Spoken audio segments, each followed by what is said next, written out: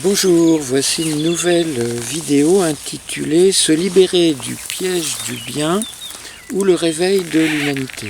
Alors cette vidéo fait suite à ma précédente sur le thème « Un monde différent » ou la révolution du sentiment, au cours de laquelle j'expliquais que on ne pourra pas résoudre les nombreux problèmes de la planète en se situant uniquement sur un plan matériel ou sur un plan politique, et qu'il faut vraiment aller chercher l'origine du problème, c'est-à-dire le fonctionnement humain.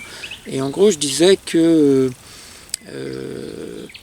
pour que l'être humain se mette à fonctionner différemment et créer un monde différent, il faut qu'il se reconnecte à son sentiment, à son cœur, à son être spirituel. Et dans cette vidéo, qui est un peu la suite, le prolongement ou l'approfondissement de la précédente, je voudrais rentrer un petit peu plus dans le concret, dans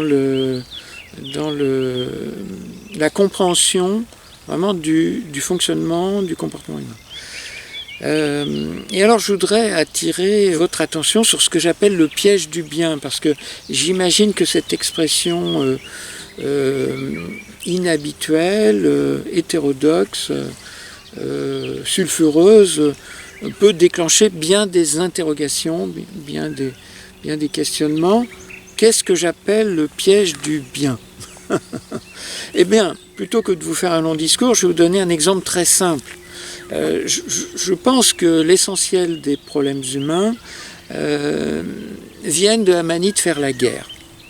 Depuis toujours, les êtres humains se font la guerre entre eux et font la guerre surtout à eux-mêmes, à leur propre nature. Et qu'est-ce qui se passe sur un champ de bataille quand vous avez deux armées qui se font face et qui s'apprêtent tout à fait stupidement, il faut bien le dire, à se massacrer mutuellement? Eh bien, c'est très simple. Chacun des camps est convaincu d'agir pour le bien. Il constitue ce qu'on pourrait appeler le camp du bien, pour reprendre l'expression géniale de Philippe Muret. Donc voilà, il y a le camp du bien qui s'apprête à exterminer le camp du mal, les bons, les méchants, pour employer les expressions infantiles correspondantes. Voilà. Et alors de l'autre côté, c'est pareil. De l'autre côté, ils sont convaincus d'être le camp du bien qui va exterminer le camp du mal, le camp des méchants. Vous voyez la stupidité quand même de ce fonctionnement. Eh bien, on en est toujours là. On n'en est toujours pas sorti de cette absurdité de la croyance au bien et au mal. Et le problème, c'est que ces termes de bien et de mal sont beaucoup trop généraux. Qu'est-ce qu'on appelle le bien? Qu'est-ce qu'on appelle le mal? Les définitions vont varier. On ne va pas mettre la même chose dans chaque corbeille, bien et mal, si vous voulez. C'est ça le problème. Ce sont des termes trop généraux. Si on est plus précis, à ce moment-là, on peut s'entendre et on peut discuter. Mais aussi longtemps qu'on raisonne en termes de bien et de mal, on se fout sur la gueule. Voilà. Et alors, ce fonctionnement est absolument général dans nos sociétés, et c'est bien le problème. Longtemps, nos sociétés ont été des sociétés religieuses. Et voilà, les croyants d'un dieu vont exterminer ou vouloir tuer les croyants d'un autre dieu parce que, au sacrilège, voilà, ils adorent d'une autre manière ou un autre dieu, etc.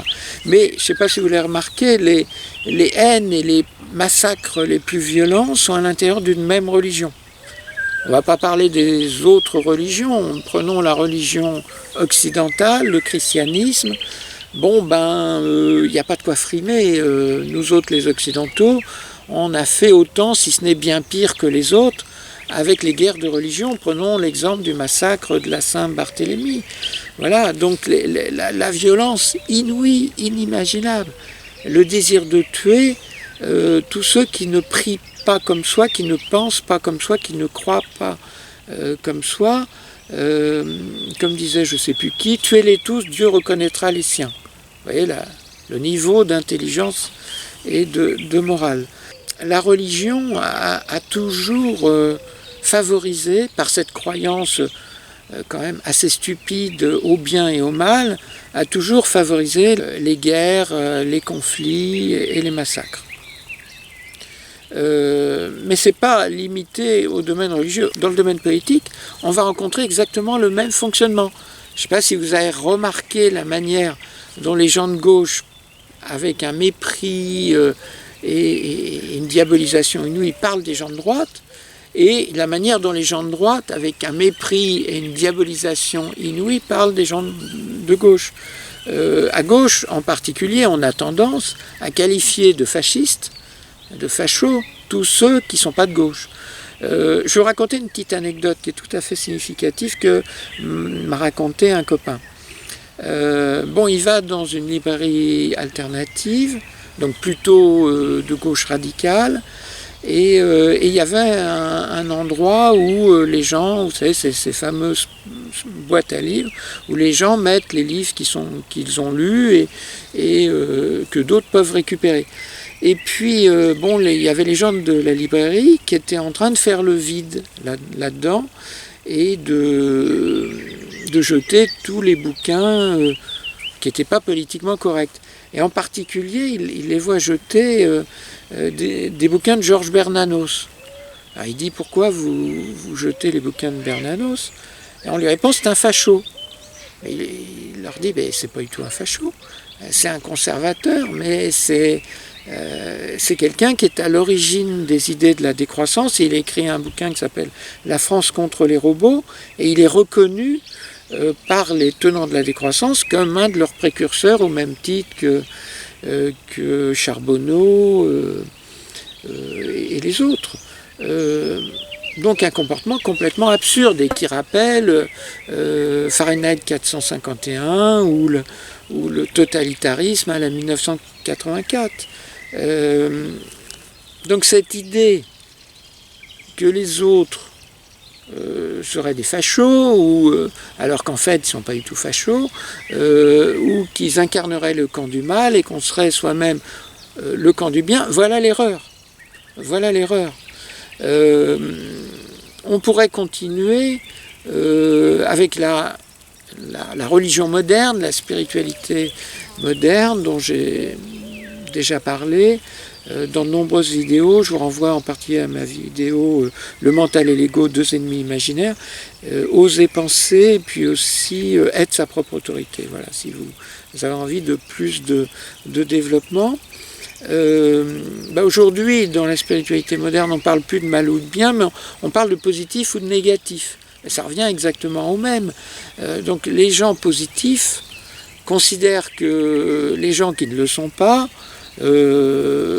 sont des êtres toxiques, des êtres négatifs, des êtres dont il faudrait se méfier et en fait rejeter, avec qui il ne faudrait plus discuter, n'avoir plus aucun contact, parce que c'est le camp du mal. Je vais pas en rajouter, mais c'est évident. On retrouve le même fonctionnement guerrier, exclusif et rejetant. Alors même qu'on parle d'amour tout le temps, il faut être une belle personne, etc. Et ce qu'il faut bien comprendre, c'est que ce fonctionnement que les éveillés appellent dualiste, parce que la différence entre les religieux et les éveillés, c'est que les religieux croient à l'existence du bien et du mal, alors que les éveillés, c'est-à-dire les êtres ayant atteint une spiritualité ou vivant une spiritualité authentique, ne croient pas du tout à l'existence du bien et du mal, et ce fonctionnement, ils l'appellent dualiste. Ce fonctionnement dualiste est en réalité un fonctionnement émotionnel, un fonctionnement hyper émotionnel. On n'y pense pas toujours, mais si vous voulez, se considérer comme faisant partie du bien, du camp du bien, et combattant le camp du mal, permet de vivre des émotions de haine, de colère, puisqu'on va diaboliser l'autre, l'étranger, le pas comme il faut, l'incorrect, voilà. Les personnes qui ne pensent pas comme il faudrait penser. Donc ça permet de vivre des émotions de haine. Également des émotions de peur. Peur de s'être trompé, peur des autres, etc.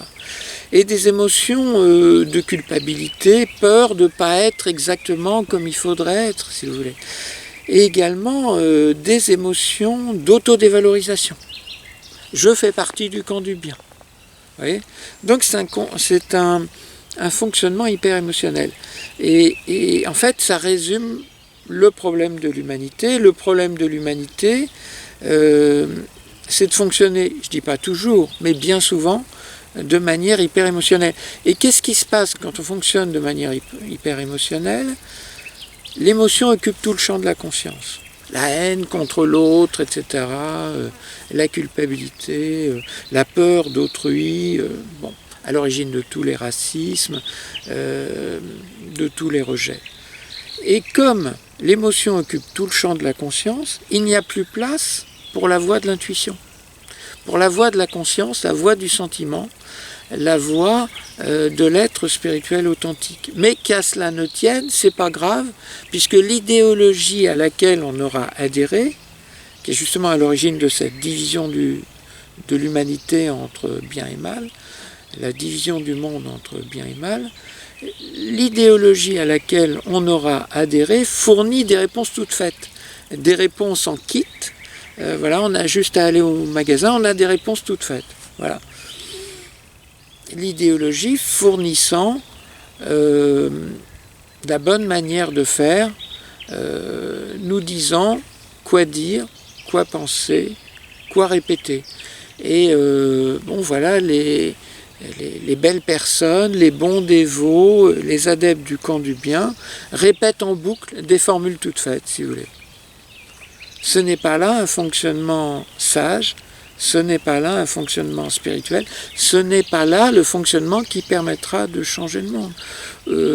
Puisque le fonctionnement adéquat consiste à penser par soi-même, consiste à se mettre à l'écoute de son être intérieur, de sa conscience, de son sentiment. Alors qu'est-ce que j'appelle idéologie ?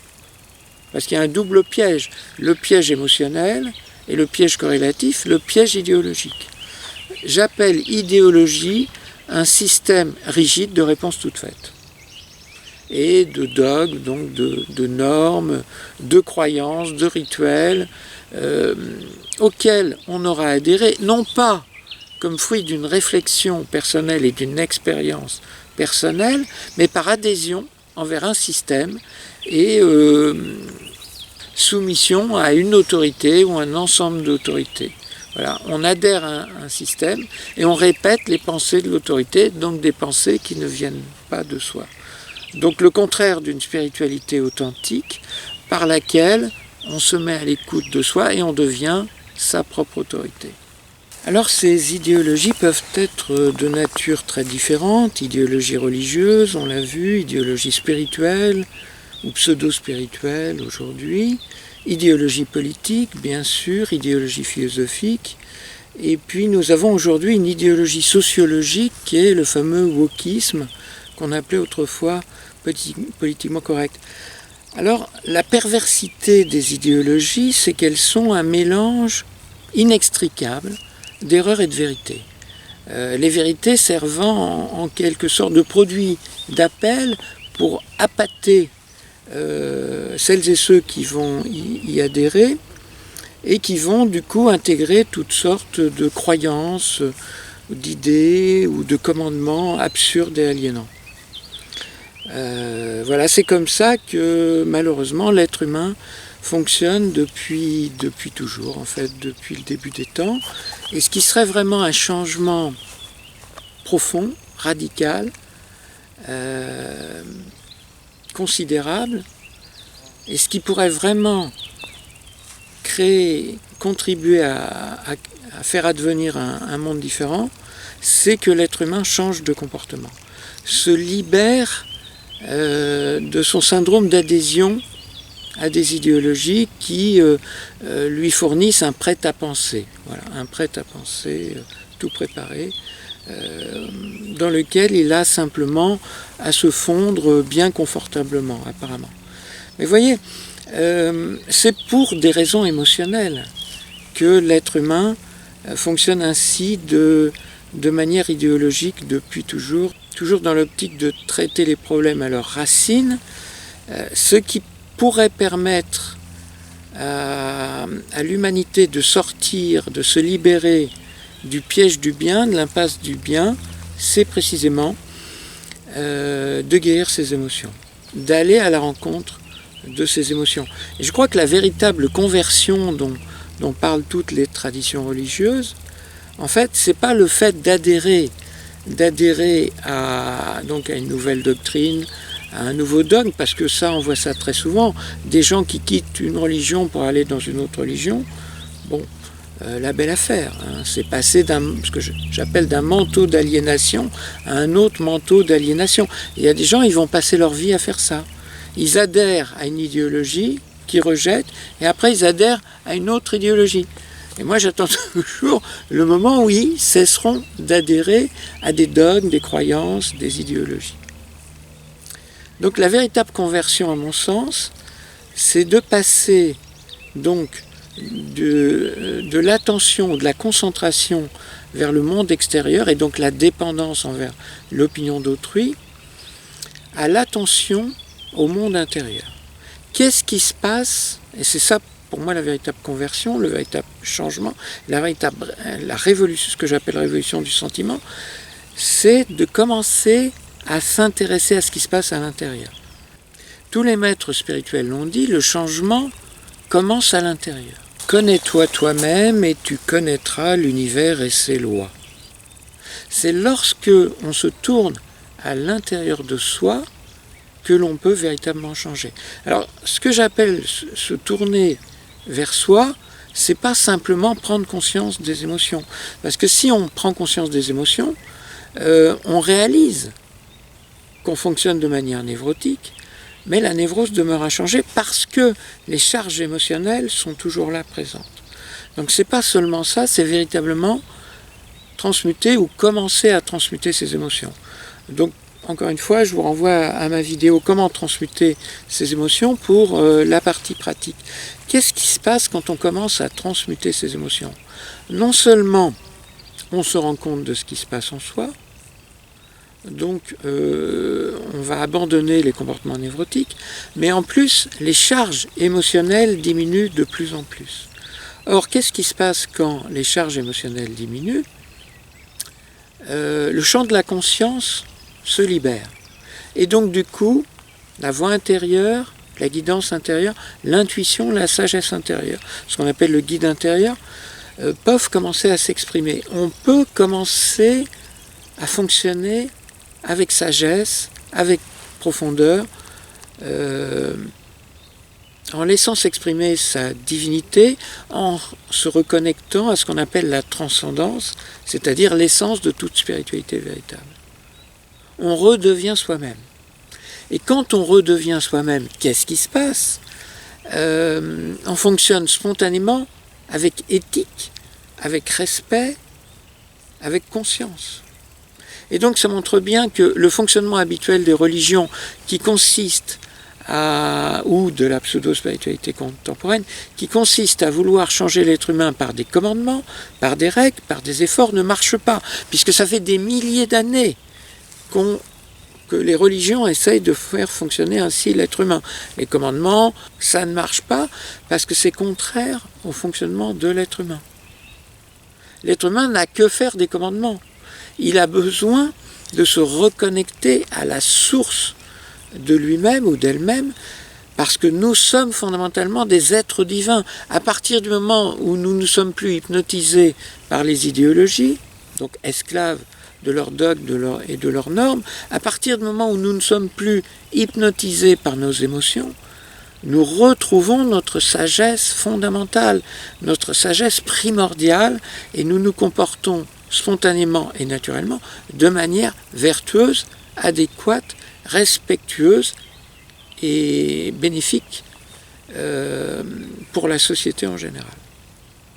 Donc, si on suit cette logique, que se passerait-il dans un monde où les êtres humains se reconnectent à leur être divin? Alors, vous allez me dire, c'est utopique. Ben oui, mais bon, si on n'envisage pas le changement ne se produira jamais. Donc, il est nécessaire d'envisager un changement, parce que sinon, on se soumet à ce qui se passe aujourd'hui, qui est une absolue catastrophe, qui va vers la destruction du monde et la destruction de l'humanité. Donc je vous invite à envisager le changement et être des acteurs du changement.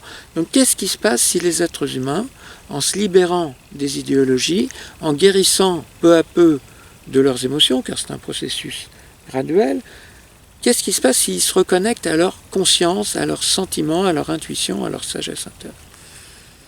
Eh bien, première chose, ils arrêtent de diviser le monde en bien ou mal, en bon et méchant. Donc ils arrêtent de refuser le dialogue. Donc les êtres humains commencent à parler entre eux. Et s'ils commencent à parler entre eux, calmement, non émotionnellement, sincèrement, avec une écoute réelle et une réflexion réelle, eh bien ils trouvent rapidement, plus ou moins rapidement, la solution aux problèmes sociaux, politiques et autres. Ils commencent à discuter. Au lieu de dire, bon, on ne discute pas avec lui, c'est un adepte du camp du mal, on ne s'en sortira pas comme ça. Il faut dialoguer, il faut rétablir le dialogue, la communication avec tout le monde. Cesser de diaboliser qui que ce soit. Premièrement, rétablissement du dialogue. Et deuxièmement, si les êtres humains fonctionnent connectés à leur transcendance, à leur divinité, donc comme je l'ai dit, ils fonctionnent de manière spontanément vertueuse, donc c'est un monde sans armée, sans police, sans justice, sans prison. Pourquoi sans armée ?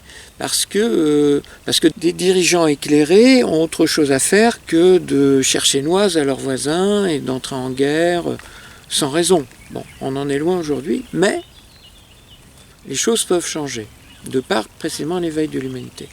Et pourquoi sans police ? Parce que pour qu'il y ait police, il faut qu'il y ait des délinquants. Si les êtres humains sont spontanément vertueux, respectueux, il n'y a plus de délinquance, donc il n'y a plus de police. Et il n'y a plus de justice, enfin, il y a une justice véritable, quoi. Il n'y a plus d'institution judiciaire, et il n'y a plus de prison. D'ailleurs, ça a existé des sociétés harmonieuses dans l'histoire humaine, chez les peuples premiers, qui étaient loin d'être parfaits, et qui menaient des guerres. Enfin, il n'y avait ni police, ni justice, ni prison. Des sociétés harmonieuses ont existé, et pacifiques ont existé au plan local. Il s'agit maintenant de la faire advenir au plan global, au plan mondial. Mais on peut déjà s'exercer dans des micro-communautés alternatives, que sont par exemple les éco-villages, les communautés. Donc si vous voulez, c'est un vaste champ d'expérience que nous avons à mener pour créer un monde différent. Alors il ne s'agit pas évidemment de créer une nouvelle dictature du sentiment, d'obliger le pistolet sur la tempe, chacun à guérir de ses émotions, à se mettre à l'écoute de son intuition, voilà, pour se comporter de manière vertueuse. Ça ne marche pas comme ça. Par contre, ça marche par la vertu d'exemplarité. Plus il y aura d'êtres humains qui fonctionneront différemment, plus ça donnera envie aux autres de fonctionner également différemment, et plus nous irons vers un monde différent, et plus les alternatives se répandront sur Terre. Voilà. Donc, moi je trouve que tout ça est très exaltant au final. Le spectacle de l'ancien monde totalement ridicule, caricatural, telle une bouffonnerie, s'exhibe aujourd'hui de nos jours de manière extrême, exacerbée. Mais à mon avis, c'est une conséquence de l'éveil de l'humanité. Ne nous laissons pas désespérer par le spectacle actuel du monde. C'est simplement les douleurs de l'accouchement, de l'enfantement, d'un nouveau monde. Ce nouveau monde qui se manifeste clairement par le fait que de plus en plus d'êtres humains aspirent à un fonctionnement différent, à un monde différent, chacun dans son domaine. Et je crois que c'est vraiment cette révolution du sentiment, ce fait de sortir de l'impasse, de l'illusion, du piège du bien et du mal, voilà, qui nous permettront de manière réelle, de manière pragmatique, de créer un monde différent. Je vous dis à bientôt pour une autre vidéo.